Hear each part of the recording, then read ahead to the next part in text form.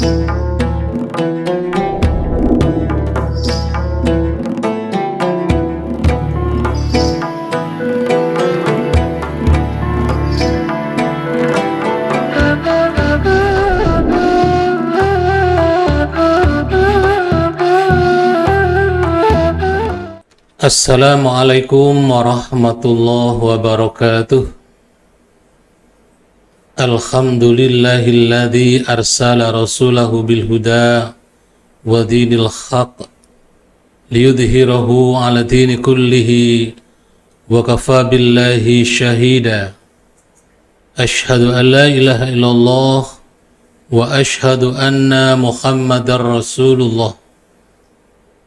وقال الله تعالى في كتابه الكريم أعوذ بالله من الشيطان الرجيم لقد خلقنا الإنسان في أحسن تقويم صدق الله العظيم صدق الله العظيم. Sahabat podcastmu yang berbahagia, alhamdulillah kita patut bersyukur kepada Allah yang telah memberikan berbagai kenikmatan kepada kita sekalian, sehingga dengan nikmat itu kemudian pada kali ini kita bersama-sama bisa mengikuti tausiah harian yang diselenggarakan oleh podcastmu pimpinan daerah Muhammadiyah Lumajang. Salawat dan salam semoga senantiasa terlimpah curahkan kepada Nabi kita Muhammad sallallahu alaihi wasallam yang telah membimbing kita ke jalan yang benar dengan membawa risalah dinul Islam. Sahabat yang berbahagia, pada muqaddimah tadi saya sampaikan satu firman Allah di dalam surat At-Tin. A'udzu billahi minasyaitonir rajim. Laqad khalaqnal insana fi ahsani taqwim. Sungguh telah kami ciptakan manusia dengan sebaik-baik bentuk. Inilah pernyataan Allah yang menegaskan bahwa penciptaan manusia Allah telah tetapkan menjadi ciptaan yang sangat sempurna, bentuk yang sangat sempurna. Kesempurnaan itu tidak hanya dari bentuk tubuh yang Allah ciptakan, tetapi kesempurnaan itu juga dilengkapi dengan otak dan watak, yang inilah yang membedakan antara manusia dan makhluk-makhluk yang lain. Sahabat yang berbahagia, kelebihan ini pula lah yang Allah berikan karena manusia akan diciptakan sebagai khalifah fil ard, sebagai pengelola bumi, sebagai pengatur bumi yang telah Allah persiapkan untuk kita semua. Kelebihan yang Allah berikan, kalau tidak dibekali dengan agama yang cukup, terkadang membawa diri kita terjurus dan terjerumus pada satu sikap apa yang disebut dengan takabur atau sombong sebagai efek dari kelebihan, keunggulan yang Allah berikan kepada kita, tetapi tidak kita imbangi dengan pemahaman keagamaan yang cukup. Ketika sikap sombong itu kemudian bersemayam dalam hati kita, maka kita seringkali banyak menuntut daripada menunaikan kewajiban.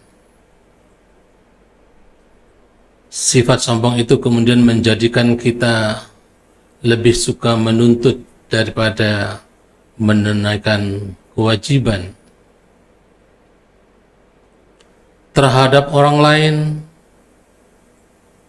tidak mau mengalah, namun terhadap dirinya tidak tahu salah, tidak pernah memperhatikan tentang kesalahan yang dilakukan. Apa yang menjadi haknya selalu dicari, sedang hak orang lain selalu berusaha untuk dikebiri. Dan alat untuk mengukur benar salah bukan ukuran umum, tetapi kemauan dan perasaan sendiri yang menjadi ukuran salah atau benar. Sifat inilah yang kemudian kita kenal dengan ananiyah. Apa itu ananiyah? Ananiyah berasal dari bahasa Arab, yaitu ana, yang artinya aku atau artinya saya. Watak ananiyah adalah watak yang lebih menonjolkan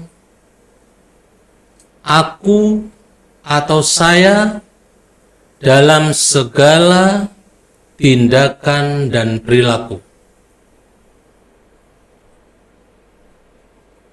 Seseorang yang sudah mengidap ananiyah, maka dia merasa selalu yang benar dan orang lain salah. Seseorang yang bersifat ananiyah, maka dialah yang merasa yang lebih pintar dan orang lain tidak. Seseorang yang punya sifat ananiyah, dia merasa bahwa dirinya lah yang paling berperan dalam sebuah komunitas, sementara yang lain tidak memiliki peran apa-apa. Maka kemudian sifat ananiyah ini akan memunculkan egois dan individualis di dalam kehidupan sehari-hari. Sahabat yang berbahagia, di dalam kehidupan manusia, kita pernah diberikan contoh oleh Allah. Kita diberi contoh oleh Allah tentang kehidupan seseorang yang bersifat ananiyah. Di masa Nabi Musa alaihissalam, hiduplah seorang Raja Fir'aun. Dia oleh Allah diuji dengan umur yang panjang.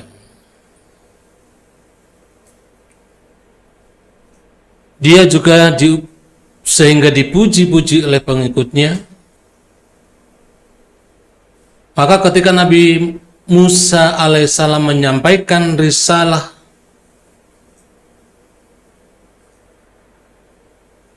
dia meremehkan kehadiran Nabi Musa alaihissalam. Dia merasa menjadi sangat berkuasa karena dia telah menguasai para ahli sihir kala itu. Maka kalimat yang muncul kemudian, yang kemudian diabadikan oleh Allah di dalam surat An-Nazi'at, Ana Rabbukumul A'la, yang artinya saya Tuhanmu yang paling tinggi. Inilah sifat ananiyah yang ditunjukkan oleh Raja Fir'aun. Dia merasa menjadi Tuhan dan Tuhan yang paling tinggi. Di dalam surat Al-A'raf, Allah juga menggambarkan bagaimana sifat iblis ketika oleh Allah diperintahkan untuk sujud kepada Nabi Adam sebagai wujud ketaatannya kepada Allah, maka iblis menjawab, "Ana khairum minhu, khalaqtani min narin wa khalaqtahu min tin." Ana khairum minhu, saya lebih baik darinya. Khalaqtani min nar wa khalaqtahu min tin. Saya diciptakan dari api dan dia diciptakan dari tanah. Jadi iblis merasa lebih mulia, iblis merasa lebih tinggi derajatnya karena dilihat dari asal penciptaannya. Padahal Allah menghendaki diperintahkannya sujud kepada Nabi Adam dalam rangka menguji ketaatannya kepada Allah Subhanahu wa Ta'ala. Tetapi apa yang terjadi, sifat ananiyah menutupi ketaatan dia kepada Al-Khaliq, Allah Subhanahu wa Ta'ala. Sahabat Pasketmu yang berbahagia, lalu bagaimana agar sifat ananiyah itu tidak hinggap dalam diri kita? Yang pertama, marilah kita senantiasa meningkatkan pemahaman kita tentang ad-din. Karena pada hakikatnya ad-dinun nasihat. Jadi agama itu menjadi nasihat bagi kita sekalian. Yang kedua, kita harus menyadari bahwa setiap orang itu memiliki kelebihan dan kekurangan. Di dalam Mahfudzah disebutkan fi kulli syai'in maziyah. Dari setiap sesuatu itu mesti ada kelebihan. Setiap orang pasti memiliki kelebihan selain juga kekurangan. Sebenarnya hal inilah yang kemudian kita saling melengkapi di antara kita semua. Sahabat Pasketmu yang berbahagia, yang kedua, satu hal yang harus kita miliki sebenarnya adalah sifat nahniyah. Nahniyah yang berasal dari kata nahnu. Nahnu artinya kami. Ketika kita mengatakan kami, maka ini menjadi indikasi bahwa kita senantiasa mengedepankan kebersamaan. Ketika kita mengatakan kami, berarti kita telah melibatkan banyak orang di dalam aktivitas yang kita lakukan.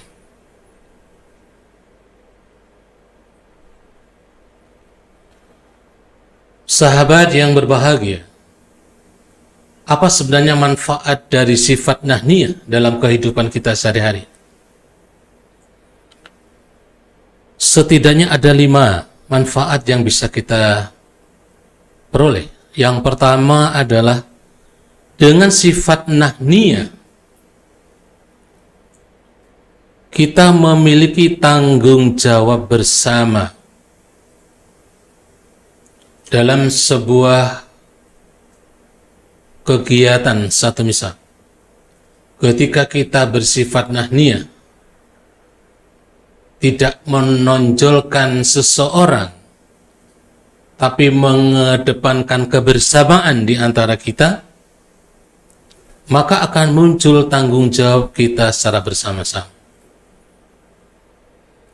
Rasulullah menjelaskan bahwa sebenarnya kita sesama mukmin, sesama muslim, diibaratkan seperti satu tubuh, kal jasadil wahid. Jadi orang mukmin satu dengan yang lain, ataupun orang muslim satu dengan yang lain, itu seperti tubuh, satu tubuh. Kita bisa melihat, merasakan bagaimana dalam tubuh kita ini, organ-organ yang dalam tubuh ini saling bahu-membahu, saling membantu. Antara tangan dan kaki, mata, telinga, dan hidung itu menjalankan fungsinya masing-masing dalam mencapai satu tujuan. Maka ketika sifat nahniyah ada dalam diri kita, insya Allah apa yang kita lakukan bersama akan berjalan dengan sebaik-baiknya. Kemudian yang kedua, sahabat, sifat nahniyah ini akan menimbulkan rasa saling tolong-menolong. Ta'awanu 'alal birri wat taqwa. Saling tolong-menolong dalam hal kebenaran, dalam hal kebaikan, dan dalam hal ketakwaan. Manfaat sifat nahniyah yang ketiga adalah akan tertanam persamaan,